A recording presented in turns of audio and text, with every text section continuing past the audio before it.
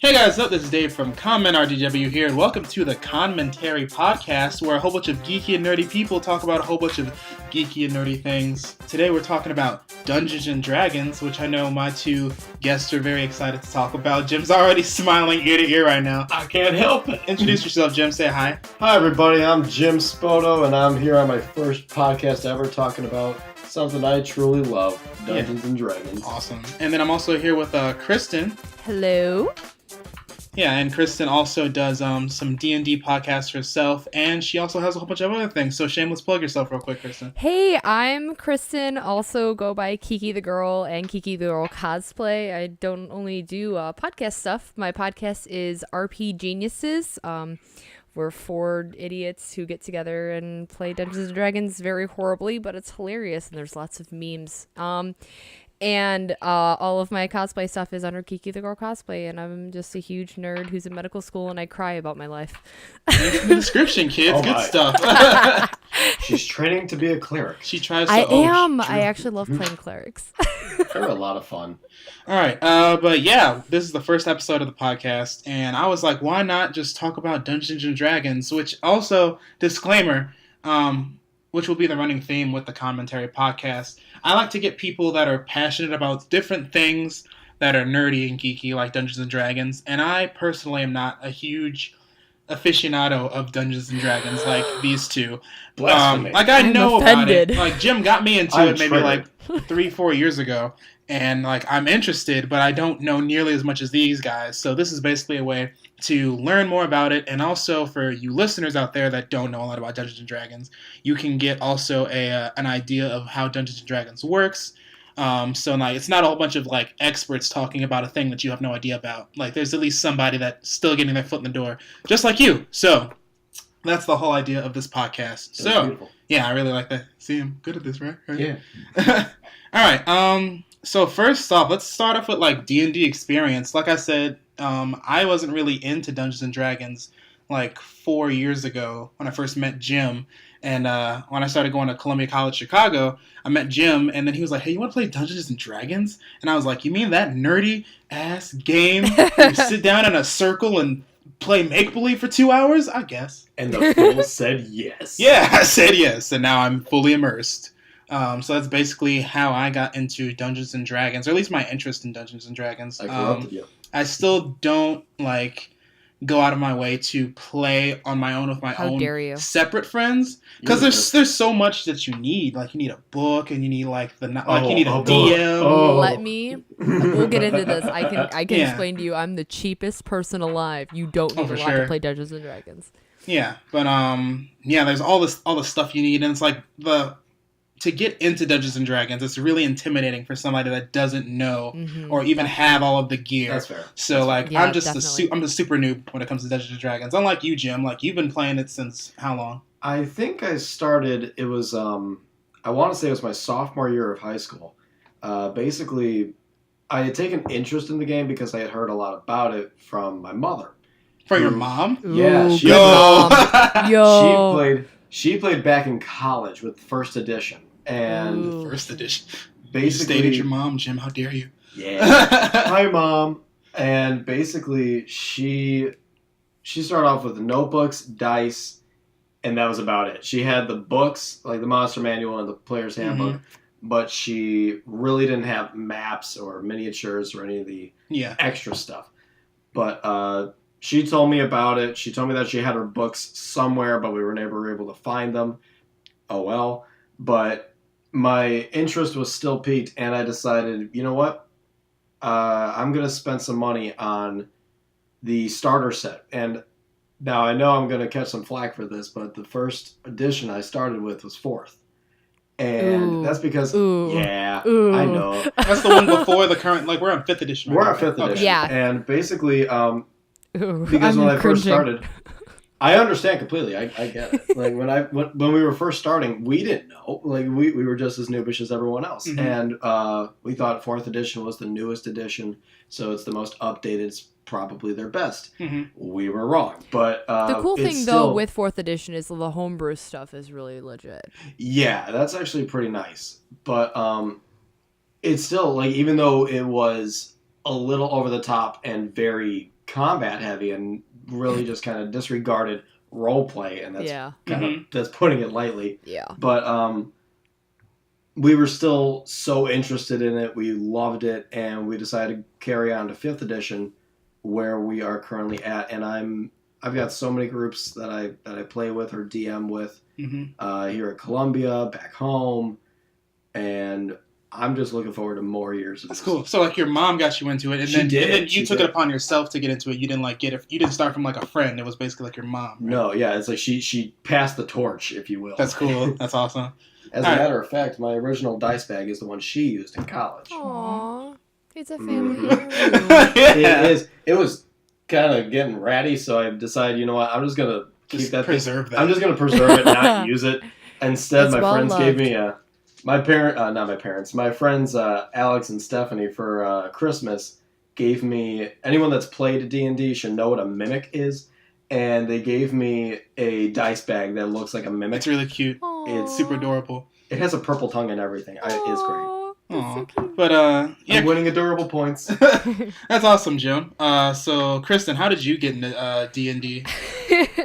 Well, nothing like Jim. So I actually, so I'm 23, and I started in college, my senior year, I want to say. So I've only been playing for 2 years. Okay. Or I guess, yeah, 2 years. Well, weird. So I knew about D&D, obviously, and actually it was kind of hilarious because my family is a very Christian family, very traditional. Yeah, And I was actually going to bring that up later, yeah. Yeah. That's a topic I want to get into. So not as much of the, like, demons and possessive, like, Dungeons and Dragons Yeah. and Warlocks and It's gonna take your soul. yeah, basically. That's kind of, I know some kids whose families were like that, but I've been a geek ever since I was like a youngin'. I used to play Yeah, for like sure. Crash Bandicoot with my dad and stuff, and I've been like cosplaying since I was in high school, and like I've been on that edge of reality for a long time, playing video games forever. Yeah. So my parents always knew that I liked, pretending I was a magic fairy or whatever when I was little. So when I started getting into this kind of stuff, they didn't even think anything about it, and my parents weren't like crazy about it. But my dad did play Dungeons and Dragons in college, and so he did? Okay. Yeah, so he talked about it, but they like didn't. He was very casual about it, and like played a couple games and had a DM, and they didn't even get through a whole campaign, and he's like, yeah, I don't even remember what happened. I'm pretty sure they played 3rd edition. Oh wow. So if I remember correctly, it might have even been sooner than that, 'cause my dad's like, I'm not gonna date him, but he's quite. Well, he said 3rd edition, so like we got an idea. He's idea. he's I mean, pretty. my mother's 1st editions. So. Yeah. Well, as I'm thinking, I don't know the years that they came out, so I'm trying to think. It might have been even older than that. But point being, I know some people who played Dungeons and Dragons, and I was interested in it because I love story. All the shows that I watch, all the games that I play, very RPG based, and I'm like, why don't I play a game that's an RPG game? Like, Yeah. I've never played any tabletop games, and the problem is at school, I didn't know, or I really wasn't good friends with the people that play Dungeons and Dragons. And like you said earlier, it's really intimidating if you don't know what you're getting yourself into, or if you don't know how to play it at all, because it's very math based and you have to know so a many lot of what's books going and on. dice. Yeah. And so actually what I did in order to figure out what to do at first was I started listening to podcasts. Oh yeah, that's a good way. Yeah. The first Same. podcast that I started listening to was actually Dungeons and Randomness, and they're up to their first arc just ended at episode 200. And they actually started 4th edition, and they're the only experience that I've had with 4th edition, and that's why I cringe so hard, because their finale battle was in 4th edition, and they recorded that one battle for 8 hours. And they said they were in an 8-hour battle? An 8-hour battle for their finale, for their Jesus. for that arc, yeah. So that's why they're like, we're switching over to 5th edition, and I'm like, thank God, because it was just, it's too particular to go through everything. So after I got kind of the hang of that, I went on a search to try to find some people that played D&D, and all of my friends who play D&D are not in the Chicago area. And so you didn't like find people from your school, you like went online and like found people, or? Yeah, so I had a couple friends. Oh, that's cool. Yeah, I had a couple friends. I actually don't remember how I met them. I've just been internet friends with them forever, and probably Tumblr or something like eons ago, but they played D&D together, and they all lived in different states. And so my one friend, his name is Dane, and he helped me create my character, her name is Nestariel. She's actually the character that I still play today, and I'll explain why I'm still playing her in a second. But he helped me create my character at first, and then I played a couple sessions with him. I want to say no more than 8 or 9, and we played over the internet on Roll20, and then his game had to end, and so I ended up playing with some other people that I actually searched out, like a random people over the internet, and found a game to play. And I only played a couple of almost said episodes a couple sessions with them, and then they had to end because of some health reasons. And so I transferred Nestariel from one to another, and then I never got anywhere with her more than just a couple sessions in. And then the friends that I play with now, I actually went to college with 3 out of the 4 of them. And they were on Twitter one day, and they're like, we should all play D&D. And I'm like, yeah, I already have played online, so like I know how that works. And then we're like, we should make a podcast. Okay, cool. And I'm like, yeah, we should also do that. So that's how we got where we are now. And that's why I've wanted to flesh out Nestariel's character, because since I've played her for almost 2 years, I have like a full backstory and like a full idea of her personality. And I've never. That's really great when you have like a character that you play with, and you're like, okay, this is their background, this is their motivation, this is all this stuff. And so Yeah. and I wanted to That's be my able original to. too. I've wanted to be able to play her for a really long time, and I have another character in my mind for whenever it's Nestariel's turn to hang up her cloak, but I want to be able to play with her. So that's the longest way of explaining how I got into D&D. But yeah, I've never played it physical in person. So like when I said I'm super cheap, literally all I need for D&D is I used to have a PDF player's handbook. PDFs, my dude. Yeah. I PDF free player's handbook. I didn't have any dice, so the dice roller that I used was On your phone? on a phone, an app. And then all I would do, we use Roll20 like for one of the 3 campaigns that I've played. The one campaign I'm in right now, every now and then our DM will draw a map and he'll send it to us because he's an artist, but we don't get any maps at all. So it's all imagination, which I think is kind of cool because you get your own idea of what it looks like, and it's like a movie in your head. So I've never played with miniatures or anything, so my way of playing D&D is super cheap because it costs nothing. I mean, yeah, you make it work. You make it work. Like when I first met Jim, he had like he still does. He just has all the books, all the freaking monster vaults, all the handbooks and stuff like that. Like multiple printouts of character sheets, multiple pencils. Oh my god, so hella dice. Yeah. Like I still don't have my own set of dice. Like I just bum off people every time I come over all the time. But I finally got my first set of dice when we started recording, because it was like okay, I'm actually gonna invest myself in this and actually spend money because that's when I'm probably gonna get my own dice. I've seen a lot of really nice dice when I'm at conventions, but I'm like I don't play enough. Like, I'm in too deep. I'm in too deep. Yeah. Yo, I was at Wizard World. I was at Wizard World the other weekend, and they had dice from like rare stones. Let me tell you how much I almost dropped on like a set of dice. It was the most expensive set of dice They you saw. were literally, oh my god, they were like $900 for a set of dice. Jesus Christ. That's actual diamonds. You're rolling diamonds, right? Yeah, it was ridiculous. Okay, they were beautiful, and like Jim's like sinking in his seat. He's like, oh my god, you don't even understand. There were like obsidian dice, and there were like oh god, sandstone dice, and I would like if you have to roll those, I would like put down a pillow and then just gently Damn toss them right. into the pillow. No, they had tungsten dice that literally broke glass, so they had to have like bulletproof glass on their So display case. extra. Like it was really bad, but they were so pretty. God. It was so beautiful. I died. I rolled to slice the troll. Just breaks like a table and Mom just gets pissed and throws you all man. outside. But jeez, that's crazy. But You yeah, critical so fail, but you still win. It's like, that's pretty great.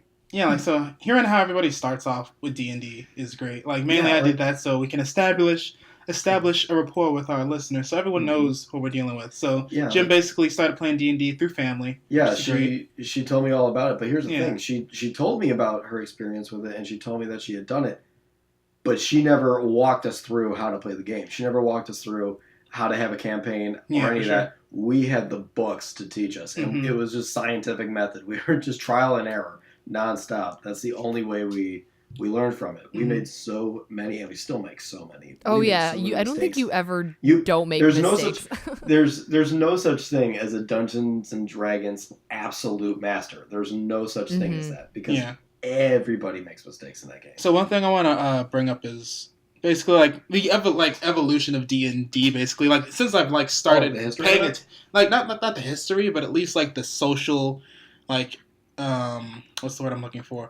People that like when you tell people Popularity? you play, yeah, like when you Social tell someone you play D&D, they're like, "Oh, you're such a freaking nerd. You sit down and play D&D." Now it's like I actually notice people playing D&D now, and I didn't notice how many like D&D podcasts there were. Yeah. And like people who like since that nerdy population has grown Yeah, over the that's what I was last couple gonna years, say. I it's think that insane. it's just the culture in general has gotten a lot bigger. Yeah. Not only like, okay, so I'll use cosplay as an example since I've done that for longer, but Mhm. like the first couple conventions that I went to, absolutely nobody cosplayed, and that was like 2010, and now it's 2017, and if you go to a convention and you don't dress up, that's weird. It's kind of like the same thing in just nerd culture in general. Like everybody has some aspect of nerd culture. Like heck, one of my college roommates who's majoring in sports radio, she still went to a convention with me and cosplayed because she's still like a nerd. She has Star Wars tattoos on her arms, but she's not considered in air quotes like a regular nerd like how I am. Yeah, for sure. In which I'm like played D&D on a podcast and like have my own cosplay group and like all that kind of stuff. So I think it's just because the culture has become bigger and more common. And it's more acceptable now. People are like, oh, and like that's why you don't hear about the crazy, like super right-wing Christians that are like, it's the devil, because it's not. Yeah, you don't hear about them. You don't hear about the high school jocks that are beating up nerds with their own books. You don't hear about that. Yeah. Because to be perfectly honest, what I think happened is you had movies like King of the Nerds, or not King of the Nerds, Revenge of the Nerds. You had Revenge of the Nerds. You had movies like Animal House. You had things like that coming out that really showed light on the underdogs. That really showed light on the nerds. And it suddenly became cool to be a nerd. And as for the popularity of Dungeons and Dragons itself, Dungeons and Dragons spawned, if you will, from Gary Gygax back in late 60s, early 70s, somewhere around that area. And basically, within its first beginning years, its popularity was very high, and basically, it had a moment where it just kind of like dipped down in popularity, but it spiked back up because all those nerds that played in the past started having kids, And my mom was they kid taught, also, and yeah. they taught them how to play, and next thing you know, it's back and it's stronger than ever. Yeah, it's with super strong. popularity. Because not only did it come back, but it came back during With a a time vengeance. where it came back with a vengeance, like a holy vengeance. Like and even it, like a whole bunch of TV shows nowadays like reference D&D, like or Holy even like are things. just straight up DB like D&D like esque. Like the beginning of, have you seen Stranger Things, Jim? I've heard. Have you but seen I Stranger not- Things, Kristen? No, I'm too scared. All right, so the way that Stranger Things starts and ends is with D&D. That's how it starts and ends. is with Man, the now I D&D gotta watch campaign. it. It's how it starts, and then also It like kinda coaxed community. us into watching. Yeah. And then like if you ever heard of like Community, which is a really good show. Yeah, I've heard of it. Yeah, they have their infamous D&D episodes, and those are freaking hilarious. Or Freaks and Geeks. Yeah, like there's a whole bunch of things nowadays like are just regular TV that people see D&D all the time. Yeah, you know what's actually, I'm thinking about it now, is a lot of before D&D became more accepted, I think it came from video games and like for sure, like World of Warcraft and stuff like that. World of Warcraft and RuneScape. Like I don't know anybody who didn't play RuneScape pretty much as a kid, and everyone at least knows of like those exactly things for sure. and that was of it, but I never played. So now I know one person who hasn't played RuneScape as a kid. Okay, yeah, but I'm screwing up. But that's essentially like a D&D game, but just in the digital world or digital sense of it. And so D&D is more in your head, and that's more on a screen. And so because of that, people were like, oh, let's venture more down that path, which is exactly what happened to me. And then same thing with like, now they freaking have, same thing with like Warcraft. They like had the movie of Warcraft. And so people were like, oh wow, this is cool. Oh and yeah, the Warcraft movie. I forgot about that movie. That was actually pretty good. Yeah, I saw it recently. It was pretty good. But that just spreads into all of geek culture in general, like with the Marvel movies coming out, and then all of a sudden like all these super nerdy niche movies are like blockbuster hits, and now the entire geek spectrum is just exploded. And here we are talking about a podcast about D&D, which like there's like 50 other ones, So yeah, there's so many. There's so many, and they're all not all of them are good. That's the thing too. Yeah, not all. but they're all interesting in their own way. Exactly. They all have their own voice and their own opinions on whatever it is. Like you can hear like for example, the class of Paladin. You hear so many different opinions on. Well, traditionally they're lawful good, so they should just stay lawful good. Or you hear people saying bullshit. Let's let them be whatever they want. And then there's people who don't even want to play as like any sort of oh god, I can't even think of the word right now. Lawful good, chaotic. Oh, lawful good. Like I can't think of the big alignment. Alignment. Thank you. I couldn't think of that word. Yeah. People who don't even want to play alignments, like they're just like, well, this is how my character is, and I'm gonna play it, which is essentially what we do. And people that are like, well, I'll accept this rule, and this rule's stupid, so don't worry about that. So every single GM or DM is different, and therefore every single game is different. And I think that's what makes it really interesting is even if just seeing how different people play D&D their own way. Yeah, and even if you have like a prepackaged game that you're playing, like a campaign that's already made that's not anything homebrewed, everybody will play it differently, and there's always it's a build your own story, so there's always going to be something different. And that's I think my favorite part about it is you really never know what you're going to get, even if you think you know the ending. That's very true. Like I listened to one podcast, Tabletop Escapades, Easy Allies, and they're like they basically just play casual D&D. It's just friends playing D&D, and then sometimes like because the DM he like knows how D&D goes. And like, but he's just playing with a whole bunch of his friends that like aren't super into it.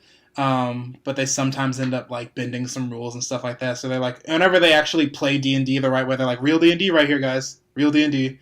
But they're just the rest of it's just like they're just playing for fun. But then sometimes they got to bust the real D&D out. I'm like, that's funny. Then a character dies and somebody cries. Yeah. Let's actually like start going over some real D&D stuff real quick. So Jim. Yes. I remember. When I first met you, you were saying how you had. I was like, oh, I have a level 20. Was it a knight? Yeah, this was back in. This was back when I still played 4th edition mostly, and like that's what I started him off with because that's what I learned really well. So I figured, you know what, I can get him into this with what I know best. That was my logic behind it. But I had a fighter. Yeah, I had a fighter. Yeah.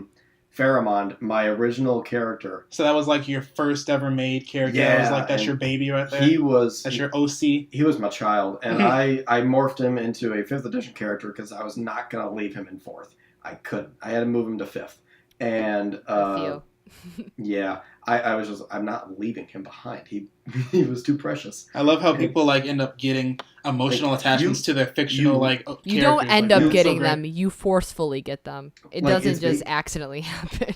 Yeah, like when you, especially your first character, when it's when it's your first ever build with this game, you put so much into it. You really focus on their backstory or how powerful they can get. You really focus on where they come from, what kind of creatures they like, what they don't like, their views on the world and the cosmos in general. And you just become a second person. Honestly. It's really either it's like person. a mix between you become another person and your child. Yes. Yeah, like Fairmont for me was my child. Like I straight up cared for this character too much. Like I don't completely remember my first character's name, but I remember it was Was it Shavarax? No, that's my new one. That's my new one. Okay, that's your newest one. But, That's right. That's 5th edition. Yeah, I like forgot. I think you might have that character sheet, but I don't remember my first character's name. I think I remember. It was you. I just know a couple people, like, when you first got everyone onto it. Some people moved on. Like, some people just get hella different characters. But, like, at least I know, like, Aisha, she has different characters, but she at least rolls over the Mealy name. Yeah. Multiple times over to different characters. Because that was her first D&D character, Mealy. So she, like, at least keeps that. Kristen, do you, like, you said you have a character that you basically held on for 2 years now. Yeah, I have. So my character that I play right now, Nestariel, is the only character that I've played so far. Nestariel? Yeah, her name is Nestariel, like Nest Ariel. Okay, Technically, I have played another character, Ikik the Barbarian, in a Dungeon World, like, one-shot game that lasted, like, 5 hours once, but it's not really the same because it's not somebody that I've continuously gone back to play. But yeah, she's not as much as, like, in air quotes, my child as she is my second personality, or more along the lines of I consider her my training wheels, because she's my way of experiencing the world that my DM has created, and being able to figure out how everything works. Because the other games that I played before, now I think my character's like, oh god, is she level 5 now? I think she is. In fifth edition?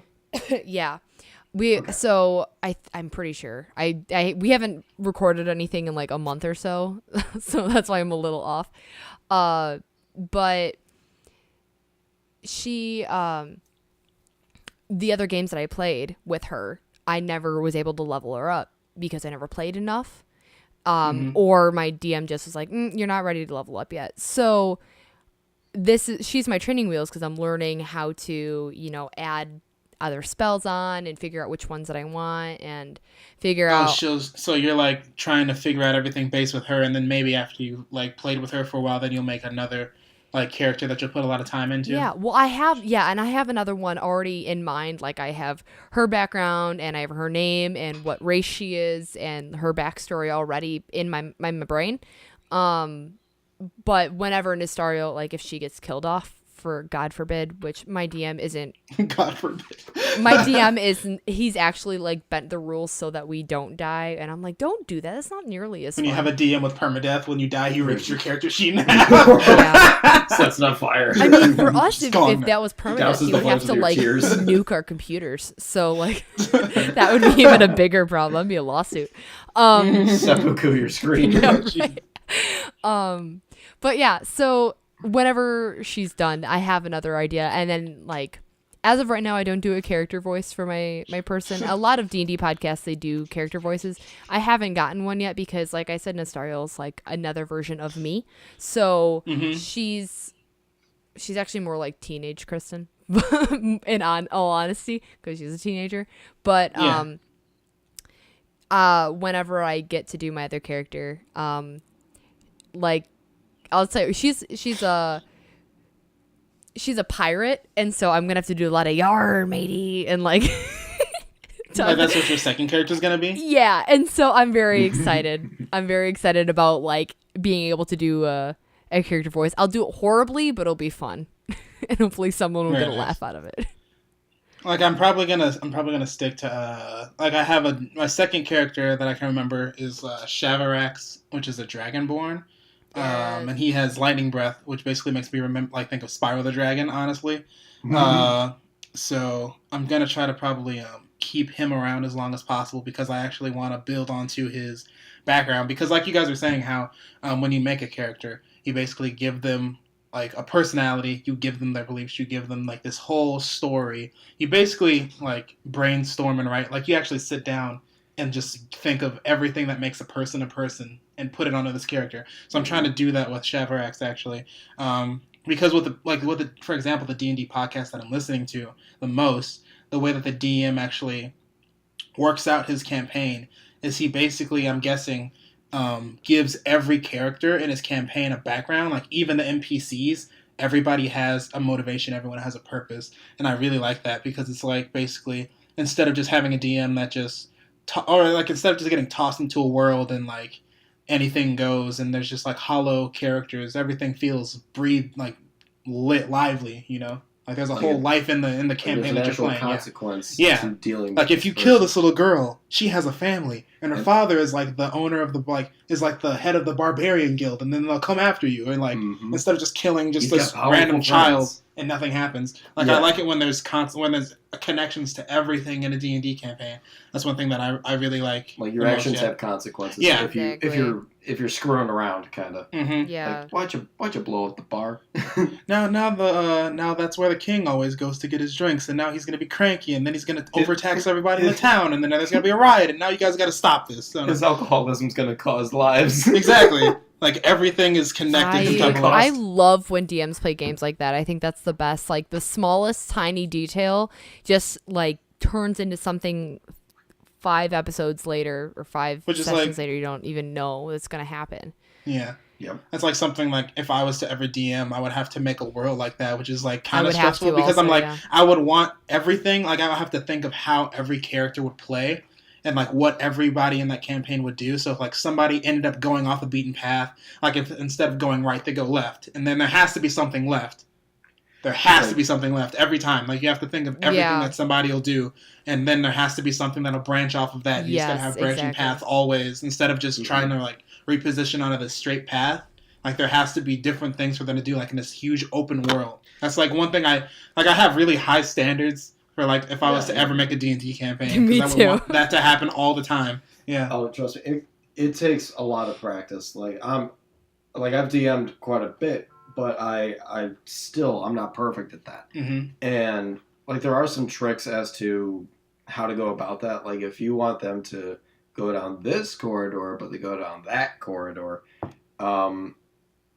you can have it where, okay, there's something there, and you can take them on a different path, or it can be in some way their encounter or lack thereof sort of loops them into the path that you wanted them to take originally. Or you get that player that just keeps wanting to kill NPCs every time they see somebody. Oh, Kiara. See, here's what I did with players like that, because I understand, like especially when it's a new player, I understand it a lot more, and I'm way more lenient with it because it's like it's their first time playing, or it's like they're very new to the game, and they know that there's a lot of stuff they can do. The sky's the limit, imagination, and sometimes and this usually isn't intentional. Sometimes they want to do everything and anything.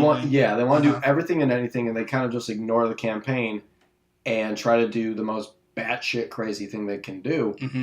But if you're dealing with a player that's been playing for a while and they still kind of dip into that, or they really haven't taken the training wheels off, per se. What I like to do is like, okay, if you want to be that person that just runs into the cave by themselves, there's gonna be a dragon in that cave that's level 20. It's like you can't fight it. You're gonna be straight up dealing with a hag, and next thing you know, you're charmed, and now everyone's got to save you before she turns you into stew or some shit. Like you gotta have those like reasons that they can't do certain things. Yeah, like you gotta coax them like back on track. Yeah, especially the characters that just love killing everybody regardless of their own alignment. Like I'm like lawful good. I'm gonna stab this old lady and take her. Like, yeah. Why would you do that? She was jaywalking. That's against the law. Like, and I'm lawful. I'm lawful, man. Biggest eye roll ever. Oh. I slap both people at either side of the war room. Why? I'm true neutral. It's what I would do. I'll kill anybody. I'll fight anybody anywhere. I don't care. I'll fight you. So something that actually I noticed is with the podcast that I've listened to and the podcast that I'm currently in, I have experienced two completely different types of gameplay, and I've not experienced the type that you guys are talking about, which is more in person and I want to say like, oh God, I don't even know how to describe like it. You haven't experienced super reckless players like that? Well, I guess not, because the first podcast I listened to, Dungeons and Randomness, basically the way that they play their games is it's a completely open world, not just like it has branching reactions, but literally every single city is planned out with X amount of houses, and every house has a character, and every character has a backstory. Like the map that they made for this world, you have to you can zoom in on the PDF and see individual trees. Like it's absolutely ridiculous how detailed it is. So when they go into a city, and if somebody decides to go off by themselves, the DM isn't going to be like, well, naughty you, went off by yourself. There's already a pre-planned thing that he has going on, and like whether if somebody goes away, this is what's going to happen to them if they go down this street. It's not even if like they go away and they're by themselves, or if they go away and they're with the group. It's whatever's going to happen is going to happen. And so he won't alter anything based off of things that are going on, unless it's a result. Like if they decide, oh, hey, we're going to save this city from werewolves, which is what they did in one of the part of the arcs, then that result as a whole changed the trajectory of the story.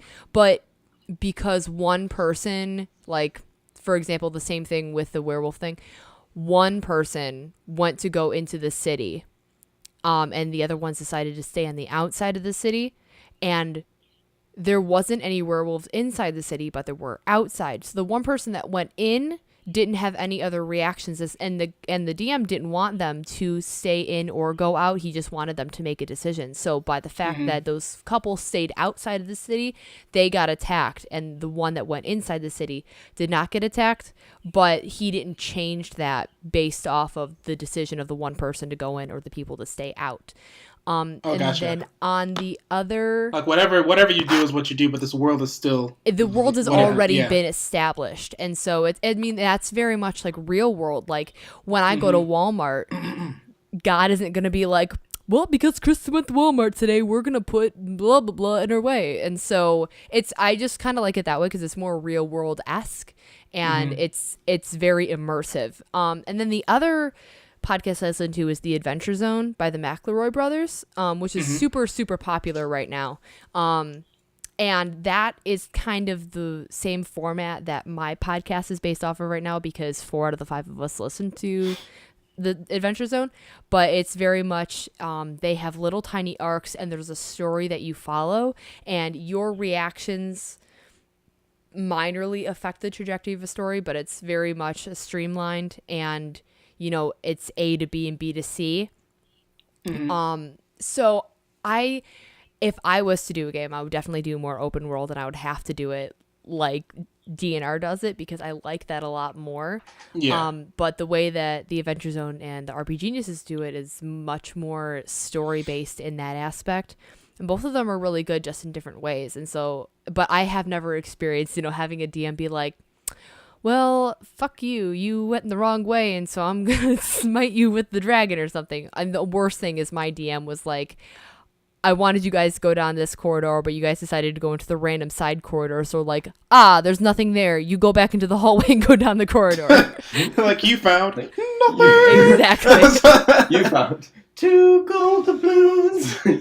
But plastic. Like it's basically like just for my own clarification, when it's like, for me, the way that I DM typically is there is a bit of a structure to it. Now, the way I make it is that there is a goal for the group. How they get there is their choice, But when basically I have no qualms with them going off and doing as they wish, especially in, say, a town, if they're all going to get supplies and they're going in different directions. I'm not just going to throw a bounty hunter in there to snap their necks, but basically the only reason I would ever do something where it's okay, well, you went this way and you get attacked by a giant, the only reason I would ever put something like that into the campaign is if this person repeatedly jeopardizes the story by their actions, or they jeopardize the other characters or the actual players having fun. That's the only reason. And you got to shut down the trolls real quick. Right. If they're being their own troll, you got to nip it in the butt. But if they're just exploring, then let them explore. Because you, especially if they do something that you completely don't expect and you haven't built into the game per se or prepared for, it can be so much more interesting because you have no idea what it is they're going to do. It's oh crap, they can find this, they can run into this person. You can build something off of their actions. And because what I really do with now this is just me being in the game for about 6 years. I'm not the most experienced guy, but I mean, you're talking to the person who's only been playing for 2 years, talking to the person who's a noob. So the thing is, both of us combined don't even make 10 years. Exactly. We're younglings, and basically. It's really cool if they can explore and you can just build off of the stuff they do, because when I make my campaigns, I make a story and I make the end goal, but how they get there is all up to them. Yeah, how they get there is all up to them, and I do like leaving, I don't want to call it gaps, but I like leaving open areas per se, little areas that's just completely open and accessible to improv, because I think stuff that's just on a dime, just out of nowhere, can sometimes be better than what you've written. So, for sure, when you play D&D, you need people with imagination, because you can't really do. You can't just play D&D with people that are just okay, what happens next? I'm going to do this. What happens next? I've seen some really creative ways that people have gotten out of situations. Like this one campaign that I was DMing, they had to sneak into this one building at night. It was sort of like a fort, not quite a castle, but it was just like a fortress. Yeah, it was just a fortress. Okay. But they had to sneak inside, and I remember this was purposely a very hard fortress to sneak into without actually being seen or caught. But they did something that I wasn't expecting. One of them had earlier found, they had won in a gambling bet, in a gambling game. They had won a jar, this tiny jar of acid. What kind of gambling match did they win? Where they did the congratulations? They were basically in the slums. They were in the worst of worst. One of them got a poison dagger. It was pretty cool. But instead of trying to scale the wall or go through, they just threw the acid on the wall. And they basically just splashed it on one of the walls that was made out of stone, made it really brittle, and they just picked it away and snuck inside. That's cool. And smart. It was a really smart move that I didn't even think about them doing that. And they got in there, they weren't spotted by no guards saw them. They earned more experience doing that than they would have by fighting the guards. So going off of that, that's a really cool moment that's happened in D&D. One thing that I don't like personally, from the few moments I play D&D, is when you're playing a game and you have multiple sessions and nothing happens. Yeah. You're playing for 2-3 hours, and then in D&D time you maybe walk 10 feet. Yep. Chris is just It's not just you. It's a whole hour. You've been playing for 3 hours, and then in reality in game it's been 10 minutes, and you maybe walked 20 feet, talked to one person, and maybe went to the next room. You got a hint of a clue you might get. Yeah, for sure. That happens sometimes, but it's that's when you can get the people. That's also why you don't play D&D in huge groups. I'm looking at Jim right now because here's what Kristen, you have your own little your own group. That's probably you guys. That's 5 of you. Yeah, there's one DM and then 4 players, and so it's a 4-person. You really campaign. don't want to play anything more than 6 people because it's Jim, what's the largest game you played? Jim, you had 8 people once, right? Bear with me. Okay, brace yourselves. This was very naive, Jim. This was back when this was my third year playing D&D, so I was like a freshman in college. Basically, what had happened was when I introduced David to D&D, and everyone found out about D&D. It caught on like wildfire. Yeah. Everybody and their grandmother from our group wanted to play this game, and the thing is, I was excited because I'm thinking, oh, cool. Well, you know what? I've got a lot of people that are interested. I can get some people that could like DM. I could get like basically a club going essentially. Mm-hmm. That ain't what happened. What happened was everybody wanted to play. Nobody wanted to DM.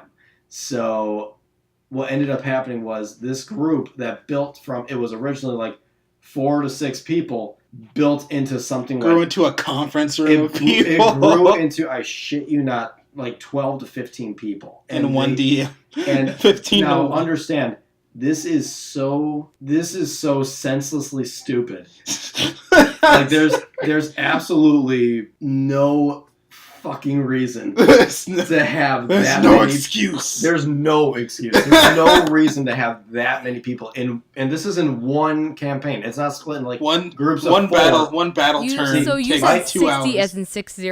No, like 16. 16. Oh, 16. Okay, I was Yeah, like no. If it was 60 people, I'm just running out of the room and crying while eating Oreos. Like, it was no, but basically, it was because the reason why, because that's something that happens a lot with new players, is they make the same mistake that I made, which my mistake was assuming that other people wanted to be the DM.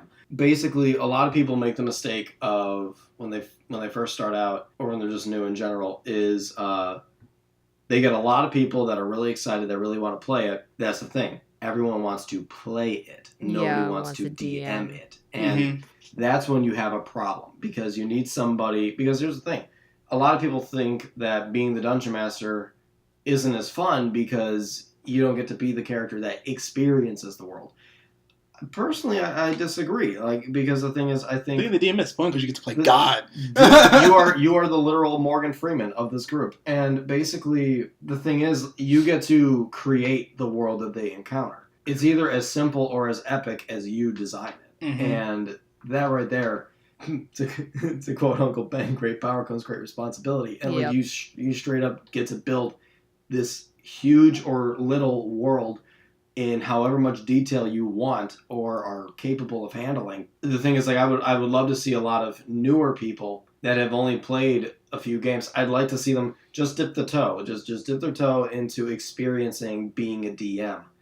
And even if they don't necessarily, I've had some friends where it was their first time DMing, and they wanted me to essentially be a counselor to like help them and have someone that's used to DMing like assist you when you DM. Yeah, because there's no shame in that, and there's no problem with that. It's like, personally, I think I did play, but I never really I never revealed any secret that was part of their campaign that I wasn't supposed to know about. And also, depending on the campaign and like the characters that show up, you can be like the DM can play as NPCs. Like, yeah, exactly. Yeah, like if another random character pops up, you get to be all the bad guys they get to kill. Like, and you get to be every other character also, like as many characters as you want to be. You get to be the dwarven drunk that parties with the group. God, you get to be the escort that tries to corrupt the paladin. You get to be the werewolf that's, clawing Timmy. Like, you get to be you get to be the king, you get to be the queen, you get to be all of this. Yeah, being a DM isn't that bad. Especially if you listen to D&D podcasts, that also gets you into an idea of what type of campaign you would like to be in, or what type of campaigns you like. And after going off of the podcast that I listen to, that's how I'm just I would love to have an open world campaign, and I would love to make that world for people to go into and see what they get into. Mm-hmm. So I'm actually kind of interested in being a DM and learning how to do that stuff. So that's something that I look into. Yeah, for sure. Yeah, definitely. I wouldn't definitely not suggest as soon as you start playing to jump into being a DM, because you definitely have to get the grasp of how things work first. Because otherwise you're just gonna you're gonna be completely overwhelmed. Oh yeah, my first group, because we started with the starter set, none of us knew what the hell we were doing. So the good news was the starter set had a self-functioning quest, if you will. It had everything you needed. You would just read the book and go about your business in the campaign. Now, obviously, that was very restricted. It was very reserved. You were just given a straight path on this quest, but it gave you an idea of how to play, and it gave you an idea of what a DM would do, like the very, very basics of being a dungeon master and a player. So that was a good place to start. So it's like if you have a group of a bunch of people who have never seen a D&D book, let alone read one, the starter sets are usually a really good place to go, just so you can get used to being in this game and trying to create this world. D&D books are low-key like really good reads. Like I was scrolling through the PDF one day, I was just reading about the characters and the lore of stuff, and I was like, oh my god, this is so intense. This is legit. Right? Dude, yeah. I don't bring newspapers or phones into the bathrooms anymore. Just bring a D&D book. I just bring a player's handbook, and it's like, dude, dwarves. Yes. That's all I do. Before we change subjects, though, we were talking about how many players were in a game. The podcast I was talking about that has the 200 episodes. Yeah. So just to explain to you how absolute batshit this DM is, he had 4 different groups. They're all in this. Well, now there's only 2 of them. But he at one point had 4 different groups, all in the same world. And there were 4 groups of anywhere between 4 and 6 players each. And in the last episode, he had all of them together in a Skype call at once, recording games. Because like they would like trade people between groups. So if one group was going to Overdale and then the other one was going to Brightport, they would be like, well, I'm gonna go and with group 1, and then instead of group 4. But at the end, they all were like working towards a common goal. And so that's so extra. That crazy fight that I told you about that lasted like 8 hours or something like that had like probably between 20 and 25 people in that fight. That's why it took so long. That's why it took time. Exactly. Like in game time, it was basically like 20 minutes. Yeah, and they were only fighting against 2 monsters. It was like one like skeleton dragon, 2 like 10 HP skeleton. Yeah, right. Wait, what dragon was it? It was, I can't remember what kind of dragon. It was a skeleton dragon, but I can't remember exactly what. Oh, okay. Those are cool. I can't remember the actual like monster name. And then it was like one Gesserai dude. But yeah, it was absolutely crazy. And there were so many people involved, but the fact that he juggled 4 groups and they were all like interlocking. That sounds so some of the characters knew each other, some of them didn't. Some of them knew what was happening in one part of the country and some of them didn't. Like, it was crazy. Jim's flipping through to see if he can find the skeleton dragon. I'm just searching. I'm very into this. So we're. Oh, is it a Dracolich? Oh, yeah, it's a Dracolich. That thing is nasty. Ugh. Yup, that's right? exactly what it was. Some Dark Souls type shit right there. Yeah, exactly, Dark Souls. Spooky, scary skeleton. Disgusting. It's September. It's time. Oh it's god. Time for the Halloweens. But we're coming close to the end of this podcast. But let's wrap it up with let's do this one. So basically, we talked about how we all got into D&D, some D&D experience and stuff like that. Of course, like we were talking about with everyone starting to get more into D&D, everyone's knowing about D&D more now. How would you suggest like people get their friends into it if they already are into it? Or like how have you gotten other people into D&D since you've been playing? Podcast. Just recommend a podcast and be like, if this interests you, we can do it. Well, sure. Something that we always say on our podcast and that a lot of other podcasts say in general, like if you're interested in this, odds are that you know somebody else who would also be interested in this. And so like I listened to my first podcast because I was interested in the actual D&D thing, and literally that was the first podcast that showed up on the Apple Podcast app. But I started listening to the Adventure Zone because I had friends who liked it and they talked about it with me, and then I went and listened to it. And it just depends on if you have find something that you like. I recommend podcasts, obviously because that's what I do and that's how I started. But you find one that you like, or you listen to a bunch of them. I listened to some other ones that I didn't like, and if it's mine, then that's great. If it's not, then it's fine. But you find one that you like, and then you say, hey, if you like how this is, you should try it out. And then after they get acclimated to it, then be like, hey, so how do you feel like playing something similar? I don't know, like our own version of D&D. Yeah. Casually slide into their DMs. Mm-hmm. Get it? Because the Dungeon Master. Oh my god. Jim. So, like, Jim, how would you suggest people get people into D&D? Basically, just do what you did. Talk to people. Mm-hmm. Like, basically, the way that I suggest it is, like Kristen said, if you're interested in it, there's someone else. There's a group of people that are also interested in it, and you can find them. And the way that I would suggest it is, if this is something that you're interested in, this doesn't mean that it has to be something that you're dedicated to right off the bat. It just means you're interested in it. So what I would say is research it. I would say research it. If you can get your hands on a PDF or an actual... You can find a PDF. Oh, yeah, you can find a PDF. Or if you can find a PDF, if you can find an actual book, and you don't have to necessarily buy the book, but if you just go into like a comic book store and you just like skim through one of the books just to get a taste of what it's like. Mm-hmm. Yeah, a Costco-sized sample. Yeah. And you just look at it, you read it a little bit, listen to some podcasts. It's a great idea.